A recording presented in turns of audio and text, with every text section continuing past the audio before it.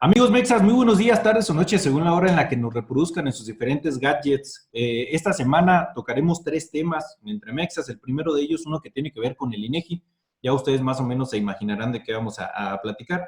El segundo de ellos, la nueva normalidad, los municipios de la esperanza y algunos otros términos que se han hecho populares en esta semana. Y el tercero de ellos, uno que tiene que ver con un decreto energético. Así que comencemos. Y es que trascendió esta semana que Alfonso Ramírez Cuellar, presidente de Morena, planteó mediante una iniciativa que se dote de facultades constitucionales al INEGI para revisar la concentración de la riqueza en México. Esto es, proponer que el Instituto Nacional de Estadística y Geografía pueda entrar a cualquier domicilio sin ningún impedimento legal para medir el patrimonio inmobiliario y financiero de todas las personas. Tiberio, tus opiniones en este sentido.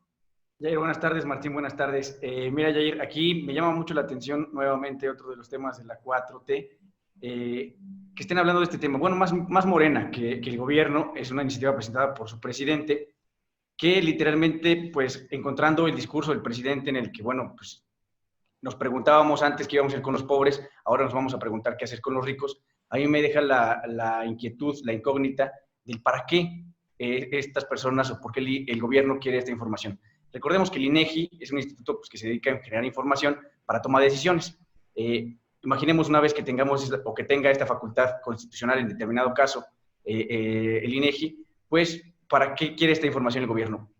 Posiblemente sea para poder, como evalúan la pobreza, el Coneval, un instituto que de hecho ha denigrado y que ha hecho mucho al lado el presidente, pues no se miden igual la pobreza que la riqueza, dado que la pobreza hay muy poco que medir y que más que nada se mide literalmente las condiciones o cómo es que se supera.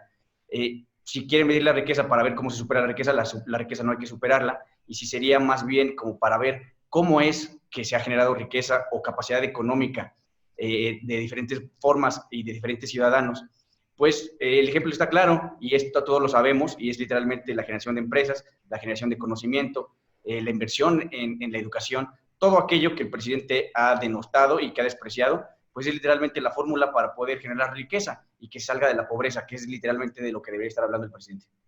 Martín, bienvenido. ¿Qué tal? Buenas tardes, Mexas, Jair, Tiberio. Pues la propuesta que hace el presidente nacional de Morena de medir la acumulación de la riqueza no es otra cosa más que pasar la ideología, que es de izquierda y 100% progresista, a políticas de Estado, políticas públicas de Estado. Afortunadamente, el presidente López Obrador reculó en este intento de Morena, y bueno, recula porque ve venir un posible distanciamiento mayor del que ya existe de la inversión privada de los empresarios. Afortunadamente también vemos que en algunos actores políticos de Morena pues, se han posicionado en contra de esta medida, y pues lo delicado del asunto es que se le quiere dotar al instituto, al INEGI, de facultades para que puedan ver las cuentas públicas de los mexicanos. Y bueno, pues esto a todas luces es un intento fallido de Morena por tratar de imponer su ideología política como ideología de Estado. Ahora, tú comentabas de lo delicado de la situación, Martín. Yo lo que veo delicado es que aquí hay una clara intención de gravar el patrimonio de quienes concentran el capital. ¿Y por qué lo veo delicado? Muchos de esos grandes capitales sustentan grandes empresas y grandes empleadores. Hasta el 70% de la fuerza laboral de México está en la iniciativa privada.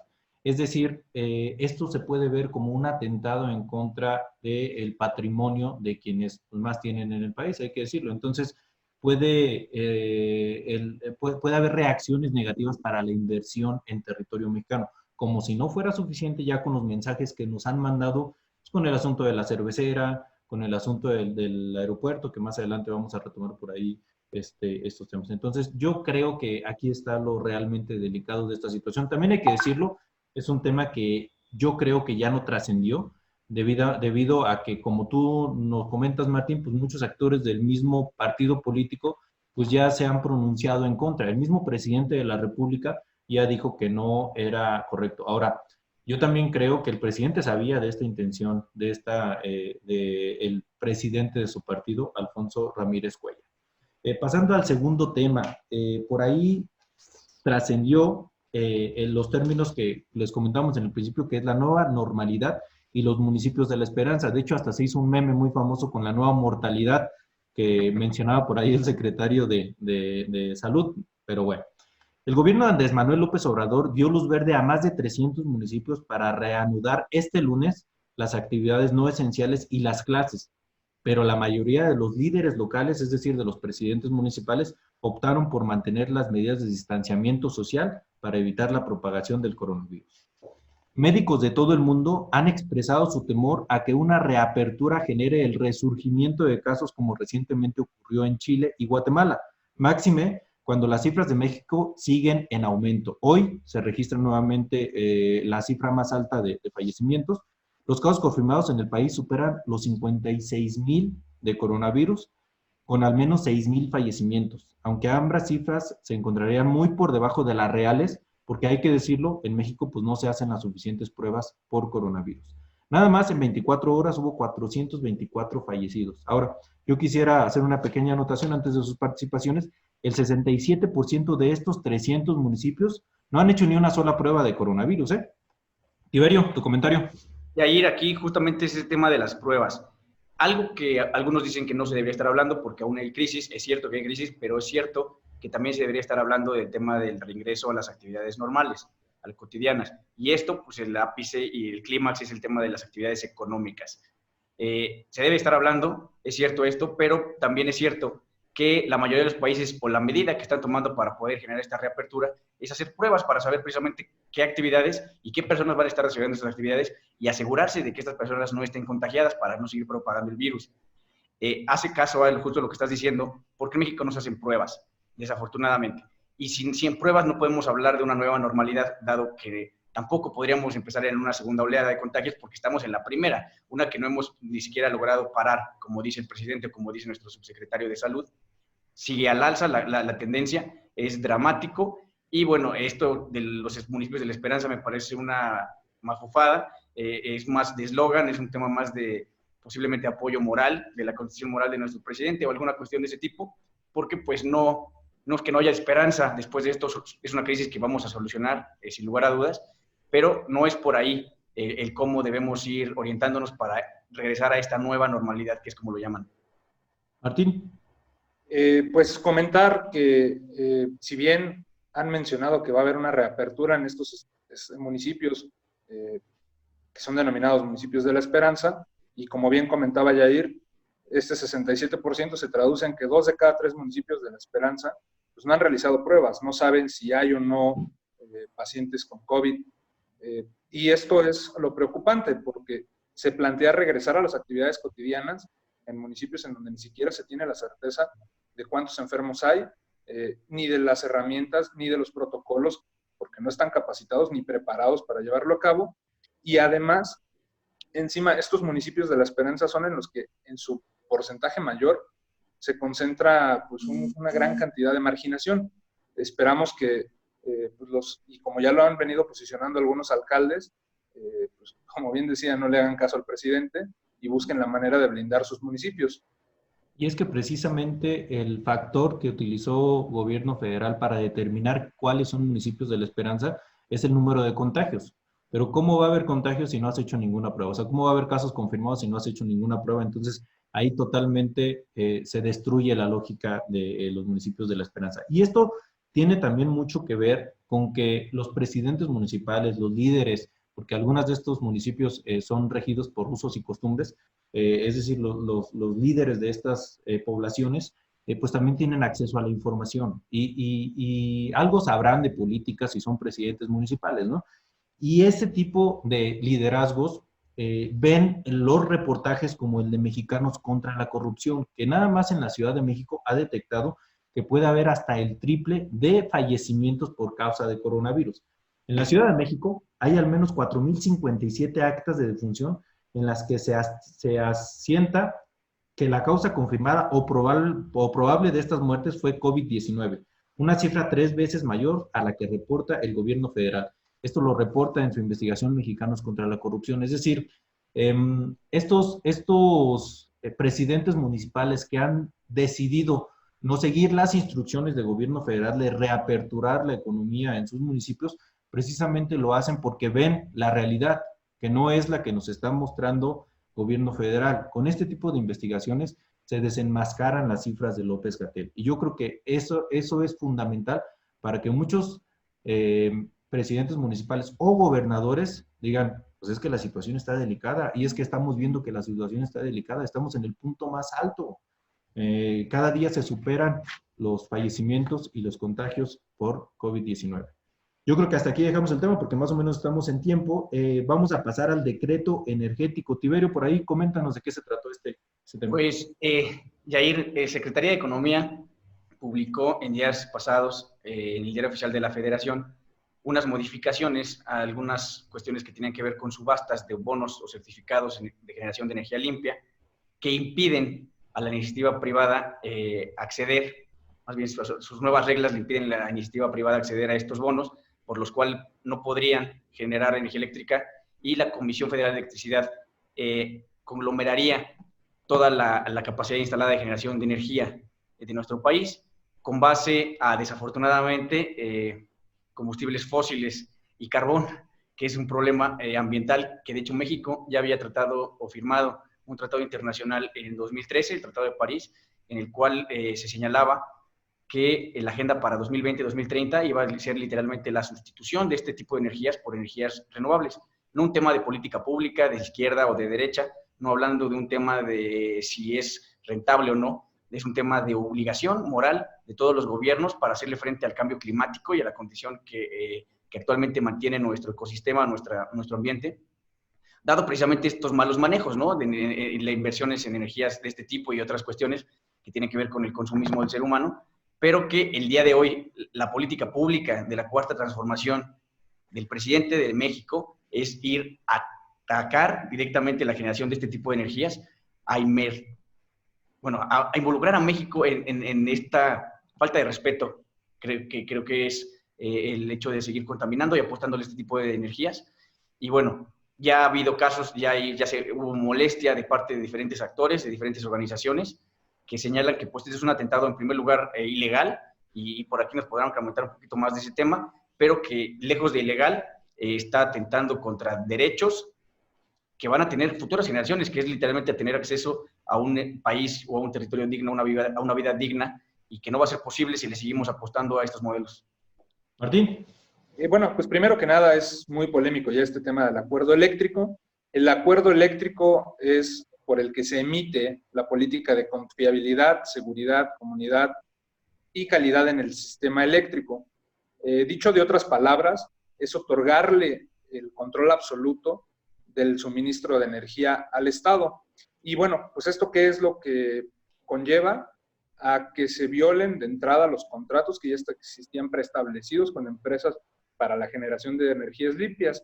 En este sentido, ya hay por lo menos 4 amparos que obtuvieron a través de juzgados, un amparo propiamente para poder seguir operando en la generación de energía. Y este litigio, por lo pronto, se desahoga hasta el 23 de mayo, es decir, en unos días más. Son empresas que por el momento, por protección a sus datos personales y demás, se han mantenido anónimas, y es un consorcio español. Y lo preocupante realmente de esta situación es que nuevamente se viene a vulnerar a un espectro empresarial, es decir, a la inversión. El presidente ha venido diciendo que pues esas antenas, ventiladores, o no sabe cómo llamarles, pues solamente generan contaminación, pero lo que realmente genera contaminación, como bien comenta Tiberio, pues son el uso de energías sucias, como el combustóleo, y se deja de lado por completo la continuidad que se le viene dando a la generación de energías limpias, y esto va a generar que una afectación directa al ciudadano, porque si bien la tarifa eléctrica no va a subir de golpe, no sube de golpe porque hay un subsidio, y a final de cuentas quien paga el subsidio pues es el ciudadano. Sí, o sea, en el mejor de los casos, estas empresas van a tomar su inversión y van a salir de México sin hacerla, digamos, de emoción. De todos modos en este mejor de los casos, de todos modos tiene repercusiones para todos los mexicanos. La primera de esas repercusiones va a ser pues energías sucias, mayor contaminación por la generación de energía, cuando está comprobado que el camino es precisamente dejar de lado los combustibles fósiles y empezar a transitar en el sentido fotovoltaico, en el sentido hidroeléctrico y muchas otras situaciones. Apagones, porque pues sinceramente la CFE no es una industria de lo más confiable con el tema de servicio. Hay muchísimos reclamos que se han acentuado en esta época de pandemia. Y pues como tú lo decías, Martín, mayor costo que al fin y al cabo de cuentas terminamos pagando los mexicanos. Yo veo tres grandes momentos económicos para el gobierno de López Obrador. El primero de ellos creo que fue la cancelación del aeropuerto. ¿Por qué es importante para mí enfatizar estos tres grandes momentos? Porque se han venido convirtiendo en repulsores o más bien espantadores de la inversión privada en el país, tanto nacional como extranjera. El primero de ellos fue la cancelación del aeropuerto. El segundo de ellos, no apoyar al sector empresarial de cara a la crisis económica como lo han hecho la mayoría de los países en el mundo. Y el tercero de ellos es precisamente el tema energético. ¿Qué es lo que va a suceder en el peor de los casos? Ahorita hablaba en el mejor de los casos. En el peor de los casos, estas empresas transnacionales van a recurrir a sus países para que los defiendan en tribunales internacionales. Y vamos a terminar pagando, como lo hicimos con el aeropuerto, con la cancelación del aeropuerto, con los dichosos bonos aeropuertarios, vamos a terminar pagando nosotros multas de cantidades inconmensurables económicamente. Entonces, creo que es bastante delicado lo que se está haciendo, ya no por el tema de la reforma energética, en donde estábamos transitando en el tema de las energías limpias. Las repercusiones económicas para nuestro país van a ser, en el peor de los casos, catastróficas. Tiberio, ¿quieres hacer algún comentario final? Sí, Yair, aquí mira, francamente es no entender cuáles son los números del gobierno, de la actual administración. Si bien sabemos, el presidente López Obrador ha sido el presidente con el mayor presupuesto en la historia de México, esto gracias no a él, sino a la reforma financiera y haciendaria que se promulgó en el sexenio anterior, pues no hemos visto claro realmente en dónde se ha depositado esta riqueza y estos impuestos de los mexicanos, y que en lugar de estar ocupando estos recursos para poder facilitar a los mexicanos su independencia financiera o económica, que puedan impulsar sus proyectos productivos, pues está dejando de lado todo esto. Y aquí un comentario también haciendo mella un poco con lo que habíamos platicado de los otros temas anteriores, siempre el discurso del presidente y de su gobierno de atacar a aquellos que generen, de los que son pobres, los empresarios contra los que no son empresarios, los ricos. Me llama mucho la atención siempre discurso de ponerlos como los pobres y como los ricos, en lugar de decir, oye, pues hay gente con capacidad económica o sin capacidad económica. Está polarizando constantemente grupos y sectores, desafortunadamente siempre apostándole al que menos genera, al que menos hace, al que menos tiene la capacidad de poder salir adelante y que más depende del gobierno, del Estado. Y esto es francamente preocupante, dado que pues todo el presupuesto que podíamos haber alcanzado para hacer infraestructura, para poder apoyar proyectos productivos, para poder invertir en energías renovables, hoy se está viendo utilizado francamente en no sabemos qué, porque no es un gobierno o una administración que ha sido transparente en el sentido de ejercer su gasto. Los padrones no existen de los programas sociales. El tema del apoyo a las empresas que tenían este microcrédito a la palabra, pues no es suficiente. 7 de cada 10 empresas que lo han solicitado lo declinan, dadas las condiciones o el importe que representa. Bueno, pues no sabemos realmente, ¿no? Qué es lo que está pasando con el dinero de todos los mexicanos, y que a todas luces vemos que lejos de tomar decisiones que nos puedan aportar a que en un futuro no tengamos esta carga presupuestal, o que tengamos de frente algunas otras cuestiones para invertir, para innovar, para generar riqueza en nuestro país, pues estamos dándole una vuelta de 360 grados, incursionando en un mercado que ya está caduco, que no existe, pero bueno, no sabría yo explicar cuál es la política económica, ciencias ciertas de nuestro presidente y de su gabinete en general. Creo que difícilmente algún economista sabría explicarlo. Martín. Bueno, lo que sí nos ha dejado claro el gobierno de México es que está apostando a políticas públicas arcaicas. Lo podemos ver desde el debilitamiento al sistema de salud, lo podemos ver desde el debilitamiento al CONACYT, lo podemos ver desde lo que bien comentabas, Jair, con las decisiones de la cancelación del aeropuerto. Pues, ¿qué podemos decir con la apuesta a una refinería con cantidades exorbitantes y que además es obsoleta? Y ahora lo vemos con el tema de las energías limpias, apostando nuevamente a ir al pasado. Desgraciadamente, no sabemos en este punto qué tan costoso va a ser y cuánto tiempo nos va a tardar en recuperarnos este rezago en el cual nos estamos adentrando. Esperemos que pues retome el rumbo el presidente de México y pues apelamos al criterio y al buen entendimiento pues, de sus asesores. Pues bueno, estamos en tiempo. Amigos mexas, muchas gracias por reproducirnos una vez más. Martín, Tiberio, muchas gracias por estar nuevamente. Martín, buenas noches. Muchas gracias. Invitarlos a no relajar las medidas de seguridad y de distanciamiento social porque es delicada la situación. Y pues nada, nos despedimos nuevamente. Hasta luego, mexas. Quédense en casa.